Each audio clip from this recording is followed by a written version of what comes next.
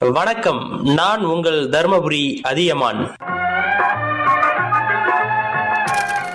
மகாபாரதத்தில் பெரும்பாலும் அறியாத பெயர் யூத்ஸ். யார் அவர்? அவரை காப்பாற்ற கண்ணன் துடித்தார். என்ன காரணம்? யூத்ஸ் என்பவர் கௌரவர்களில் ஒருவர். மகாபாரத போர் துவங்க உள்ளது. இரண்டு புறமும் கௌரவர்கள் பாண்டவர்கள் படைகள் நிற்கிறது. அப்போது கண்ணன் சொல்கிறார், கௌரவர்களில் 100 பேர் கொல்லப்படுவார்கள், ஒருவனை தவிர என்றார். அந்த ஒருவன் காப்பாற்றப்பட வேண்டியவன் என்கிறார் பகவான் ஸ்ரீகிருஷ்ணர். யார் அவன் என்று அர்ஜுனன் ஆர்வமாக வினாவுகிறார். முதல் நாள் போர் முடிவில் இரவு கூடாரத்தில் சொல்கிறேன், இன்று இரவு சொல்கிறேன் என்கிறார் பரந்தாமன். போர் தொடங்கும் முன் தருமர் 2 படைகளுக்கு நடுவே வந்து நிற்கிறார். 2 படைகளையும் படை வீரர்களையும் பார்த்து, உங்களுக்கு எந்த படையில் சேர விரும்புகிறீர்களோ அந்த படையில் சேர்ந்து, அதாவது அந்த அணியில் சேர்ந்து நீங்கள் போர் செய்யலாம்.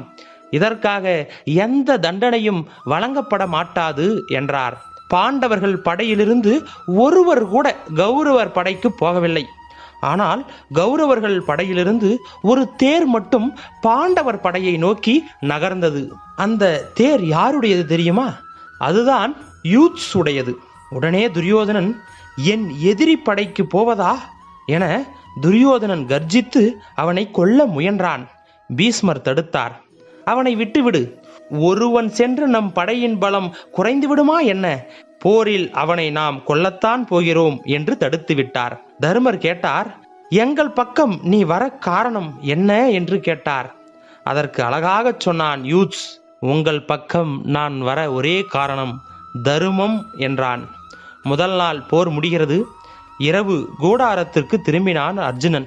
அவன் மனம் முழுவதும் ஒரே கேள்வி, யார் யூத்ஸ் என்றுதான்.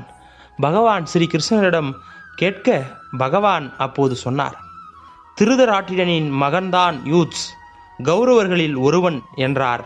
எப்படி என்று பாண்டவர்கள் வியப்போடு கேட்டனர். திருதராட்டிரன் திருமணமாகி நீண்ட நாள் பிள்ளை இல்லாததால் ராஜ்ய ஆசையில் வாரிசு இல்லை என்றால் என்ன ஆவது என்று நினைத்து திருதராட்டிரன் ஒரு பணிப்பெண்ணை சம்மதிக்க வைத்து, அந்த பணிப்பெண்ணுக்கும் திருதராட்டிரனுக்கும் பிறந்தவன்தான் யூத்ஸ்.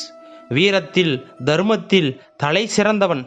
அவனை எல்லோரும் முறையில்லாத வாரிசு என்பதால் புறக்கணித்து வாழ்நாள் முழுவதும் அவமானப்படுத்தினார்கள். அவன் அதை பொறுத்து கொண்டான்.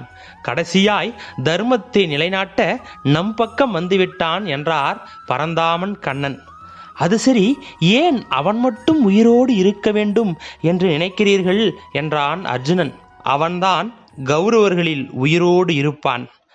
மற்ற திருதராட்டிரனின் 100 பிள்ளைகள் மடியப் போகிறார்கள். திருதராட்டிரனுக்கு கொல்லி வைக்க ஆள் வேண்டாமா என்றார் பரந்தாமன். போர் முடிகிறது. சில நாட்கள் இருந்து திருதராட்டிரன் மரணத்தை தழுவுகிறார். யூத்ஸ் தான் கொல்லி வைக்கிறார். பாண்டவர்கள் அரியணையை தந்தபோது, நாடு நகரத்தை தந்தபோது வேண்டாம் என்று மறுத்துவிட்டான் யூத்ஸ். நாம் மற்றவர்களை, நண்பர்களை, உறவுகளை காப்பாற்ற வேண்டும் என்று துடிக்கிறோம். ஆனால் தர்ம வழியில் நடப்பவனை கடவுளே காப்பாற்ற துடித்தார். யூத்ஸை காப்பாற்றினார். தர்ம வழியில் நடப்பவர்களுக்கு சோதனை மேல் சோதனை, கஷ்டம் மேல் கஷ்டம் வரலாம். ஆனால் தர்ம வழியில் நடப்பவர்களை ஒருபோதும் இறைவன் கைவிடுவதில்லை.